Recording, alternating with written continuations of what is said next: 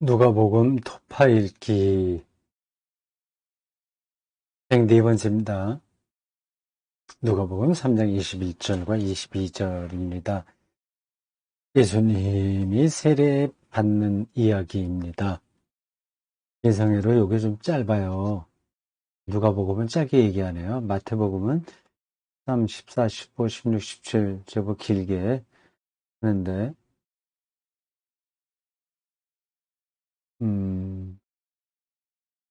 누가복음과 마가복음은 아주 간략하게 얘기합니다.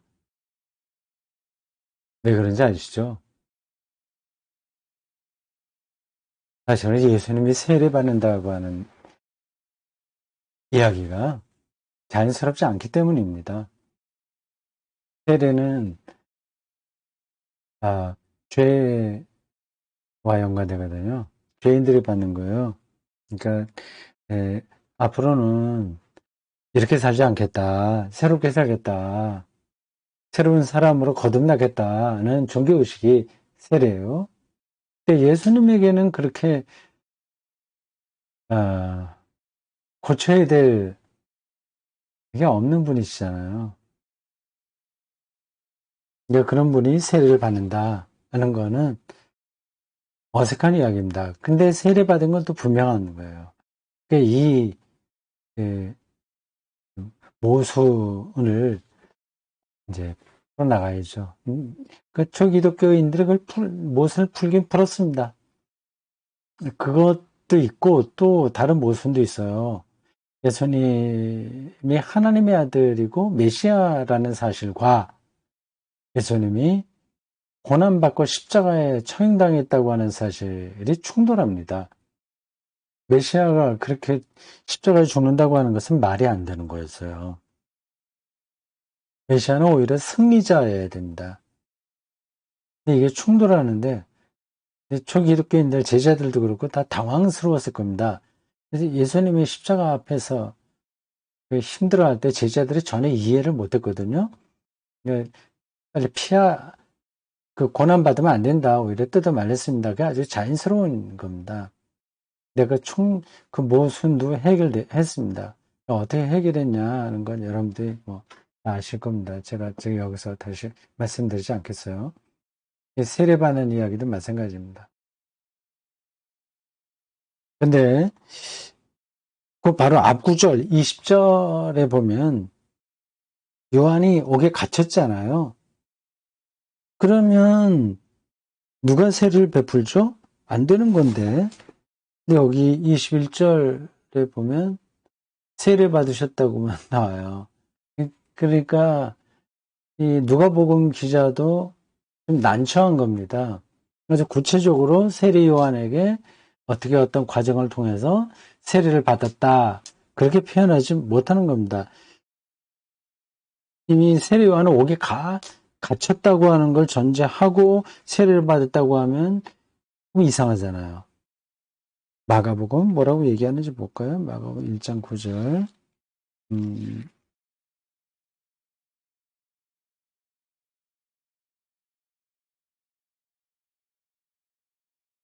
마가복음은 세례 요한이 옥에 갇히기 전에 세례받은 걸로 나옵니다. 예수님이 세례받은 게 나옵니다.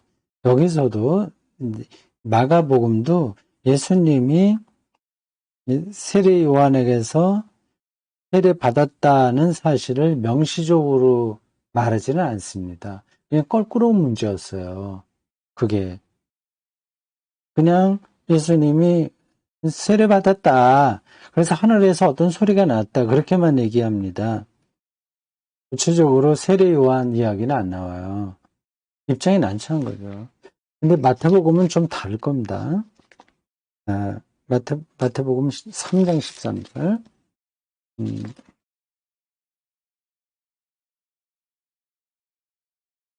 이건 여기에서 이제 세례 요한 이야기가 구체적으로 나옵니다. 마태복음 4장 13절에 보면 예수께서 갈릴리로부터 요단강에 이르러 요한에게 세례를 받으려 하시니, 이건 아주 초기독교에서 일종의 뜨거운 감자, 누가 언급하기 좀 껄끄러워하는 그 이야기를 담대하게 하네요. 세례 요한에게 세례를 받았다. 다만 여기서도 어떤 장치를 합니다. 세례 요한이 내가 당신한테 세례 받아야 되는데 왜 나한테 세례 받으려고 오시냐, 그런 발언이 나옵니다. 하여튼 뭐 예수님의 세례 받는 장면에 대한 설명이 각각 다르다. 이 문제가 초기독교에서 좀 걸끄러웠기 때문에 그렇다 생각하시면 됩니다. 근데 이 누가복음에는 더 이게 비정상적으로 설명된 겁니다. 세례 요한이 옥에 갇혔는데 그 다음에 이제 예수님의 세례받는 이야기가 나와요. 좀 이상하죠. 당연히 뭐 그렇게 추정은 할 수 있습니다. 세례 요한, 이건 뭐 그냥 따로따로 이렇게 있는 이야기를 누가복음이 그냥 아무 그 문장의 흐름이 얼마나 매끄럽냐 아니냐, 문맥의 흐름이 매끄럽냐 아니냐 생각하지 않고 그냥 기록한 거다, 그런 정도로 넘어가면 되겠죠. 뭐 하여튼 그 당시에 예수님의 세례의 문제가 껄끄러웠다, 그렇게 생각하시면 되겠습니다. 21절, 백성이 다 세례를 받으세 예수도 세례를 받으시고 기도하실 때 하늘이 열리고, 22절, 성령이 비둘기 같은 형체로 그의 위에 강림하시더니 하늘로부터 소리가 나기를 너는 내 사랑하는 아들이라 내가 너를 기뻐하노라 하시니라. 어디에서 내가 너를 낳았다 그런 표현도 나올 것 같은데요. 하여튼 하늘로부터 소리가 난다. 이게 예수님의 세례 장면에서 핵심이겠죠.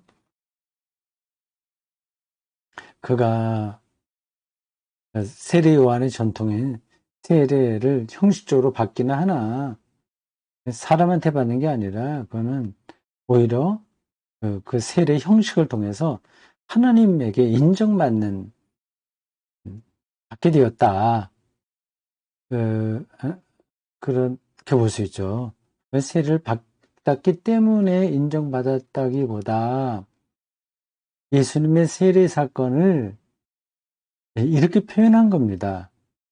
하늘로부터 소리가 나기를 뭐 등등등등 말이죠. 너는 내 사랑하는 아들이라 내가 너를 기뻐하노라. 이게 뭐 뻔한 이야기 같긴 한데 여기에 초기독교인들의 깊은 신앙이 들어있는 겁니다. 예수님과 하나님의 관계를 아버지와 아들로 본 거예요.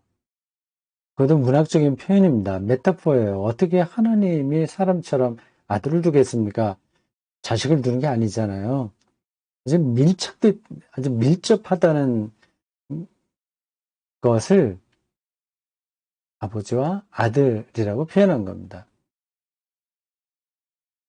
그래서 이제 공생애 때 나오겠지만, 그리고 바울도 그것을 이어받아서 설명하는 대로 아빠, 아버지로 예수님이 하나님을 표현합니다. 정말 예수님은 그런 느낌으로 사셨던 것 같아요. 아빠, 아버지, 아람어와 그 헬라어 같이 병행되는 표현입니다. 아빠, 파테르인데,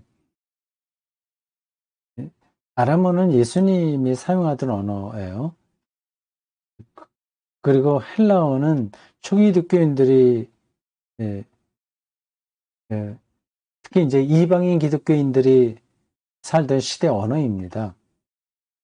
그래서 신약 성서는 전체가 다 헬라어로 기록되었으나 특별한 몇몇 단어들은 예수님의 언어인 아람어로 표현됐습니다.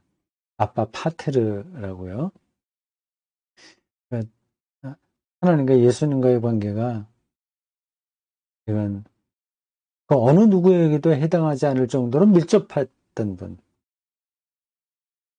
그런 관계로 초기 기독교인들이 본 거죠. 근데 그게 뭐냐? 그 밀접하다고 하는 게 뭐냐? 그런 것까지 설명하려면 뭐 더 길겠죠. 뭐 여러분들은 생각해 보시기 바랍니다.